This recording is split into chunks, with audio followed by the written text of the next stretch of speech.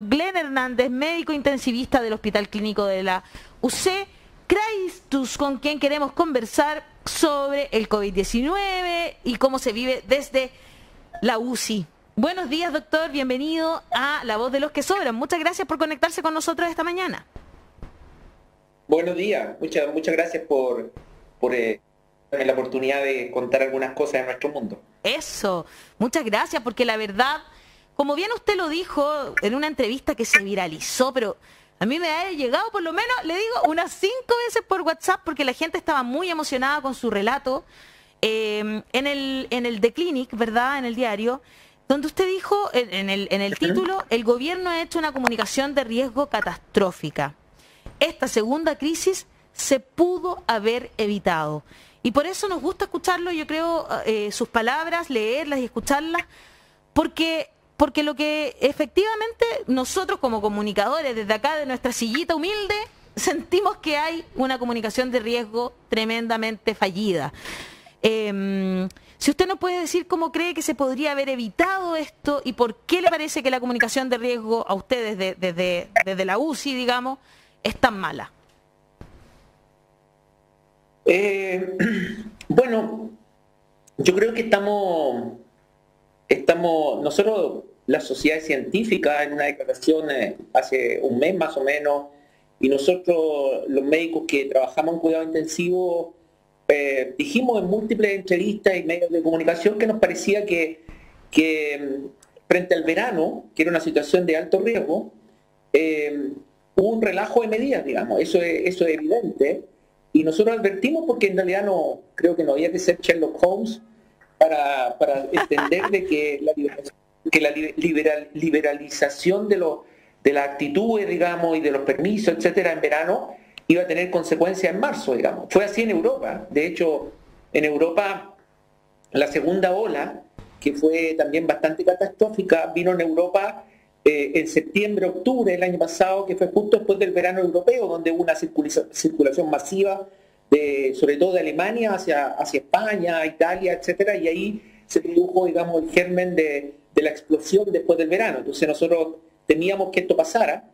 Por eso yo en lo particular fui muy crítico, me pareció a mí, de los permisos de vacaciones no regulados, y muy crítico de haber mantenido abierta la frontera hacia especialmente algunos países de alto riesgo, como Brasil, donde hubo lamentablemente oferta muy barata y mucha gente, incluso algunos, hasta gente del mundo sanitario, no muchos por suerte, viajaron, digamos, aprovechando esta oferta a un país que en el fondo es una incubación de variantes. Claro. Entonces nos parecía que ese tráfico, digamos, sobre todo en la frontera externa, y también creo que si se iba a hacer un permiso de vacaciones, debió haberse hecho con alguna regulación, digamos, y acompañado de una campaña que nunca vimos, y eso lo han dicho todos los grupos médicos en general.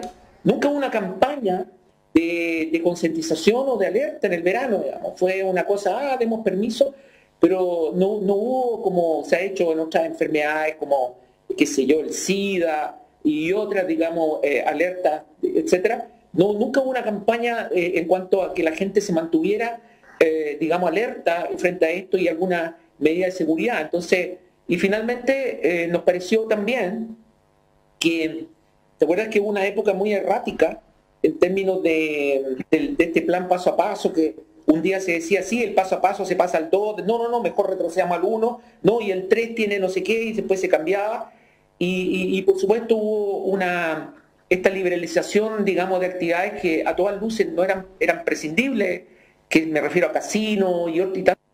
Cine, finalmente crearon una falsa sensación de confianza. Yo creo que la comunicación de riesgo de la autoridad es muy importante, y finalmente pasó lo que temíamos. Es probable que, viendo la ola de contagio en Europa y en otros países, que hubiera pasado igual, pero podría haber sido mucho menor, digamos, y no habría colapsado servicios sanitarios como ahora. Y nosotros en este momento teníamos mucha rabia y enojo por todo esto, y lo dijimos en su momento.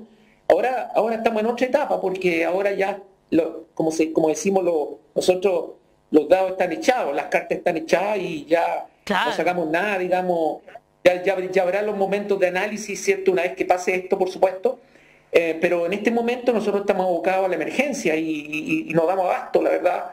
Entonces estamos en una situación catastrófica a nivel del medio hospitalario, como es evidente, y en eso estamos, digamos, tomamos la espada, digamos, y estamos ahí guerreando en los hospitales, y está muy duro esto.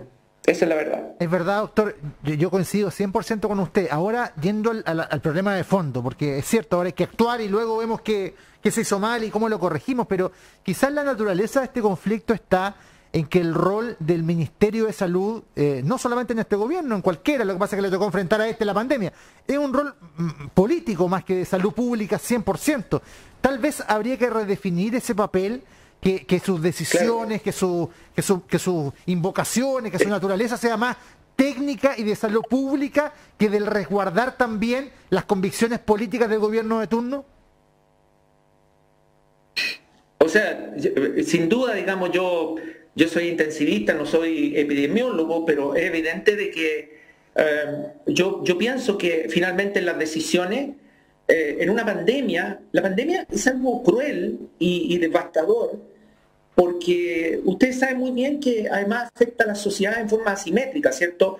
Los grupos vulnerables son evidentemente mucho más castigados, porque tienen más comorbilidades por el hacinamiento, tienen que salir a trabajar, etcétera, porque vienen hacinados y viajan también en los medios de locomoción colectiva, entonces son grupos muy vulnerables. Y en ese sentido, digamos,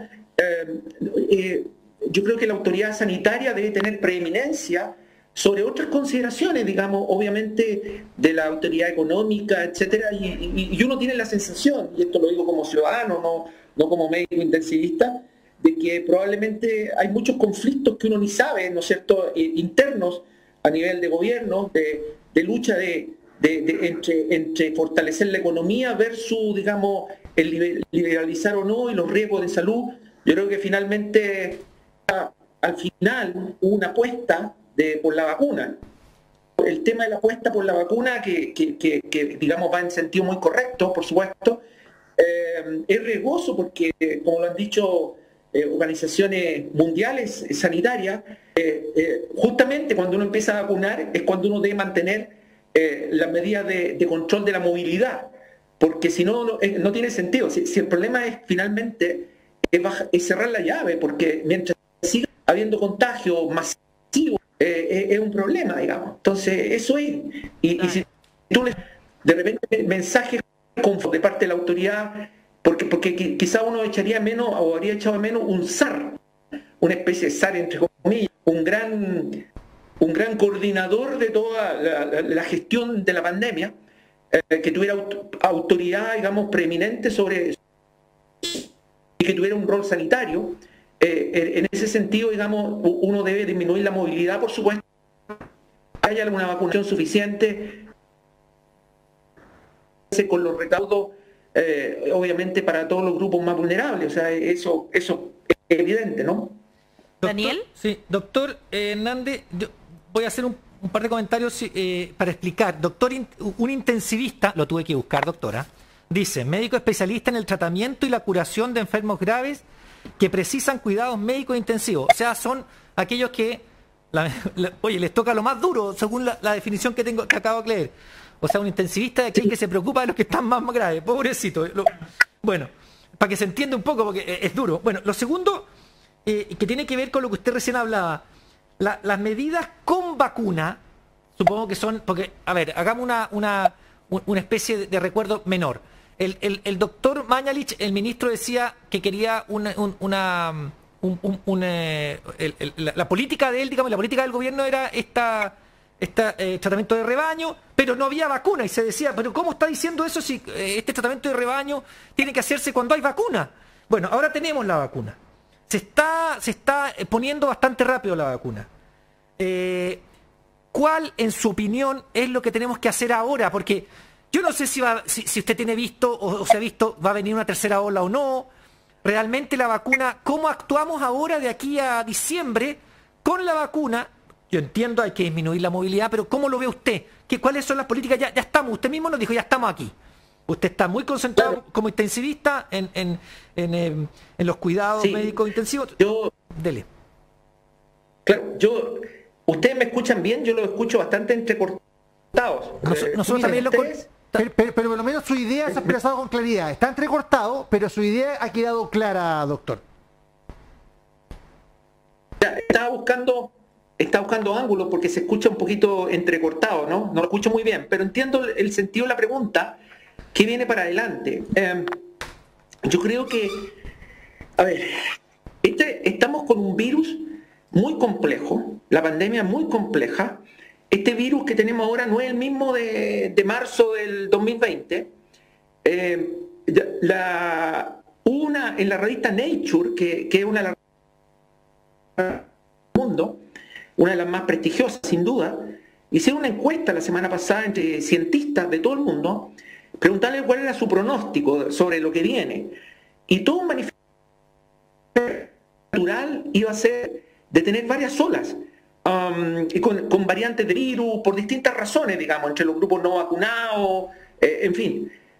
De modo que yo creo que las probabilidades de que haya después una tercera ola sin duda existen, digamos. Así que y ellos dicen algo que lamentablemente es cierto, yo tengo esa misma sensación, de que este virus se va a transformar en endémico, o sea, va a ser como la influenza, Claro. mucho más mortífero que la influenza, por supuesto, pero que en todos los años va a haber rebrotes, mucho más controlados en la medida que una masa importante de la población esté vacunada, y lo que yo veo definitivamente es que la normalidad es muy difícil que vuelva, digamos. Yo no veo un escenario, por lo menos este año, en que podamos sacarnos las mascarillas, decir abrazarnos y todo. Ay, qué Entonces, triste. es complejo porque Qué triste igual, ¿no? yo creo que... Ahora hay que prepararse. Yo creo que sí. Qué triste, le digo, no poder abrazarse, doctor. Qué triste igual, ¿no? Yo, por ejemplo, a mi padre, que tiene 90 años, lo he visto una vez desde marzo del 2020, digamos, en un momento que los contagios estaban bajos, siempre Yo a mis por padres Zoom, también. porque él vive fuera de Santiago. Y entonces eso es duro, o sea, porque nos queda poco tiempo, ¿no? Entonces es una situación muy compleja, la verdad es que es una enfermedad tremendamente complicada. Yo creo que probablemente cuando esta ola que estamos ahora, que estamos en un momento bastante catastrófico, regrese, porque eventualmente siempre las cuarentenas a uno le gustaría que fueran hechas más intensas, qué sé yo, cuando ya está a este nivel de catástrofe, no puede uno andar con chicas, digamos, tiene que hacer cosas más radicales, porque si no, la cuarentena es una medida efectiva, porque en todos los países lo han tenido que hacer, cuando han llegado a este nivel de contagio y este nivel de saturación. Y la cuarentena, después de 2 o 4 semanas, empieza a declinar los contagios, siempre pasa eso. Y ahí vamos a tener que otra vez empezar a disminuir las medidas, digamos, pero siempre manteniendo la comunicación de riesgo de fondo. Siempre, quizá, yo no soy, como insisto, epidemiólogo, pero habrá que usar el ingenio, ¿no? Y ser mucho más coherente en la transmisión de mensajes, ¿no? Entre las distintas autoridades, de modo que la gente entienda que no nos podemos relajar y que vamos a ir liberalizando, van a ir liberalizando como antes, porque la gente también necesita ¿no? Sobre todo la gente joven, se necesita ir normalizando cosas. Pero hay que esperar primero, por supuesto, por lo menos un mes va a durar esto hasta que empiece a declinar francamente. Doctor. Perdón, quería dale, hacerle una nomás. pregunta que tiene que ver Profundiza. con una de las malas comunicaciones de ayer. Primero se dijo que no se iba a poner como esencial por una petición de ciertos sectores de la salud, que me parece bien, el tabaco y los cigarrillos, digamos. Y luego se dice que no, que porque también está la otra salud, digamos, la salud mental. Si bien el cigarro es un factor que puede hacer mal a alguien que le va a dar COVID-19, digamos, también está la salud mental, que es tan importante. Y yo pensaba, pucha, los adictos al tabaco, esta cuestión puede ser fatal, digamos. Ya lo que pasa dentro de las casas a veces es bien terrible. Entonces, ¿qué piensa usted de este tipo de cosas, además, y de que el gobierno haga estas cosas? Dicen, vamos a sacarlo, en realidad tienen razón, lo vamos a sacar de como bien esencial. Después, no, pero en realidad tienen razón, la salud mental también es importante, así que no lo vamos a sacar de la... Estamos en eso constantemente. ¿Qué le parece a usted, particularmente lo del cigarro y en general? Bueno, nosotros Sí, escuchamos. Nosotros somos los bomberos de la medicina, digamos. Sí. Nosotros recibimos a los pacientes graves y a nosotros creo que nos vamos abasto en este momento. Estamos en una situación muy complicada, más complicada que en el invierno incluso, con un matiz diferente que quizás se los puedo contar. Que en el invierno teníamos pacientes muy ancianos con comorbilidad y ahora tenemos pacientes jóvenes sin comorbilidad, la mayoría de ellos.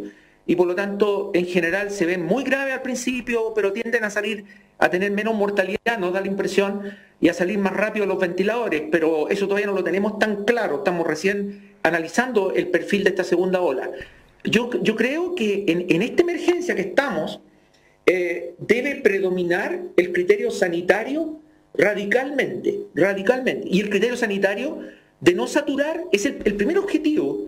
Yo creo es no saturar los servicios hospitalarios, porque si se saturan los servicios hospitalarios, se saturan definitivamente la UCI expandida, que están expandidas 4 veces lo que era el tamaño antes de la epidemia, de la pandemia, va a morir mucha gente. Y yo creo que la primera cosa es evitar que muera gente. Por eso, yo cuando escuchaba en el verano al ministro, qué sé yo, de repente decía, es que la salud mental, la gente tiene que salir de vacaciones. Bueno, les puedo decir, esto se lo firmo, yo creo que el porcentaje de gente sanitaria que salió de vacaciones fue muy poco. De hecho, en mi hospital lo veo, lo he preguntado, no, porque primero en algunas partes no autorizaron vacaciones justamente para que la gente cuando volviera supiera que los servicios sanitarios estaban a full. Y porque muchos los sanitarios que vivimos esto por dentro teníamos más conciencia, digamos, y por último si salíamos nos quedamos en las casas, donde sea, digamos, con las complejidades que eso tiene dependiendo de varios factores. Pero en el fondo debe predominar. Yo sé que la salud mental y muchas cosas, digamos, son importantes, por supuesto, digamos, pero cuando se está en juego la vida, uno está en una guerra, estamos en una guerra, y en la guerra se deben tomar medidas que es imposible que no afecten a ningún aspecto de la vida humana. O sea, va a afectar la salud mental sin duda. Bueno, pero ¿y la salud mental de los sanitarios que están ahí destruidos, digamos, luchando? O sea, estas cosas hay que mirarlas siempre en una forma, a mí me gusta la palabra holística, ¿no? De ver todos los factores, sin duda. Doctor, yo le quería preguntar, porque hablábamos de cómo falló la autoridad en la comunicación de riesgo, ¿cierto?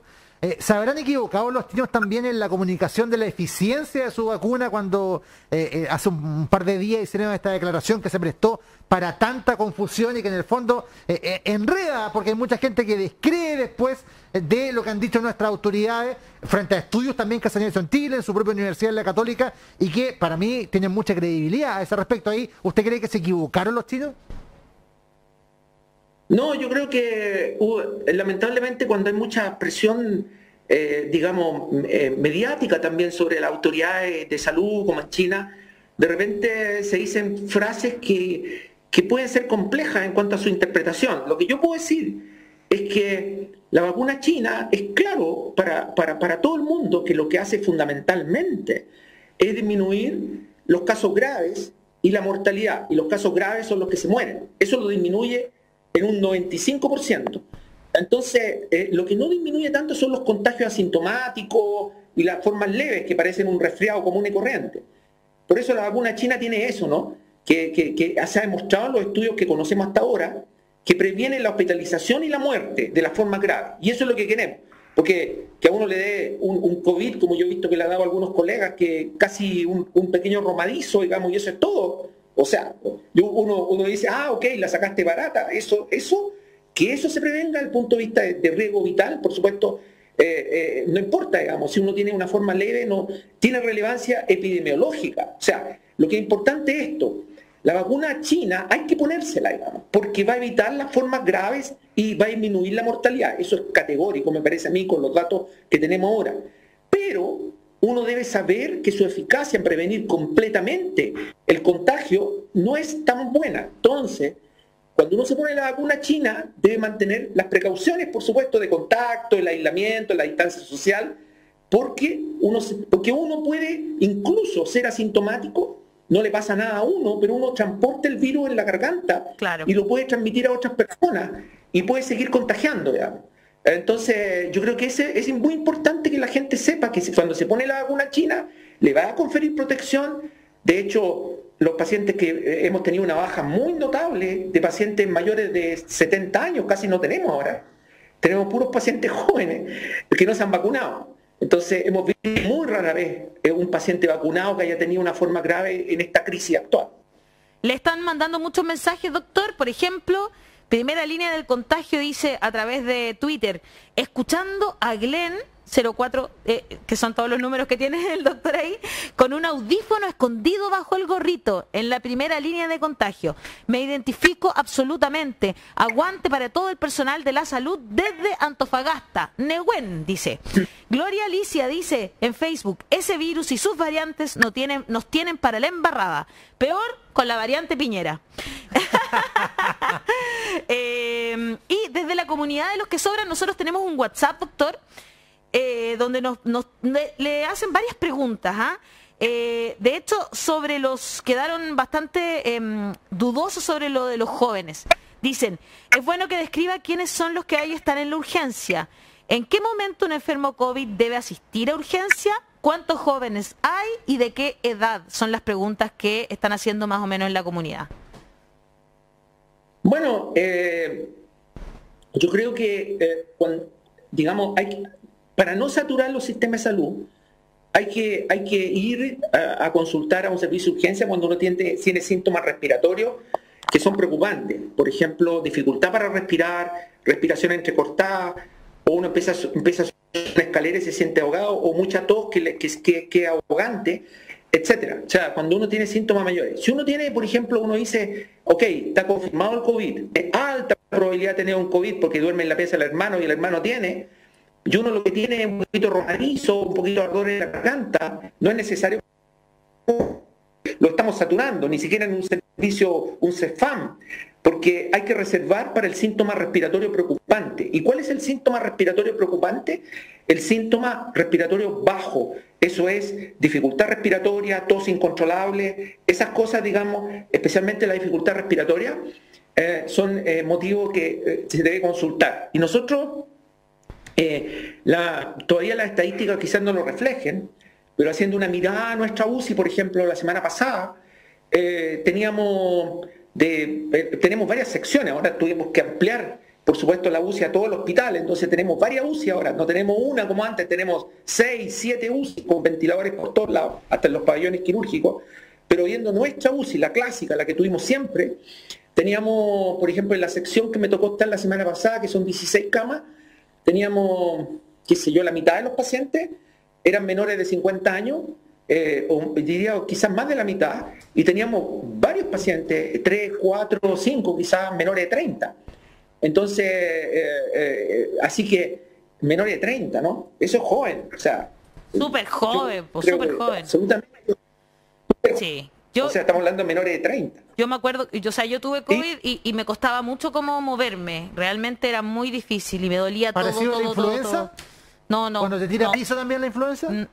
Es que es otra sensación, otra que te cuesta respirar, como dice el doctor, como moverte, como... Hay mucha mialgia, mucho dolor de cuerpo, dolor muscular. Claro, era terrible y dormía todo el día. Dormía. Y claro, y también lo que hay es mucha... el término es adinamia o falta de fuerza, de ánimo, de energía. Eso se siente muy pesado, o sea, te quieres quedar en la cama, no te quieres levantar, pero esos síntomas y la fiebre moderada, 38 y tanto, no son motivos para consultar, digamos. Claro, yo me quedé en mi casa todo el tiempo, estuve más o menos 10 días, como describe el doctor, exactamente así. Fiebre, 38.5, claro, 38.7, 38.8, por ahí andaba. Exacto. Y ahí mucho dolor de cuerpo y diarrea también tuve yo, que me era muy desagradable, muy.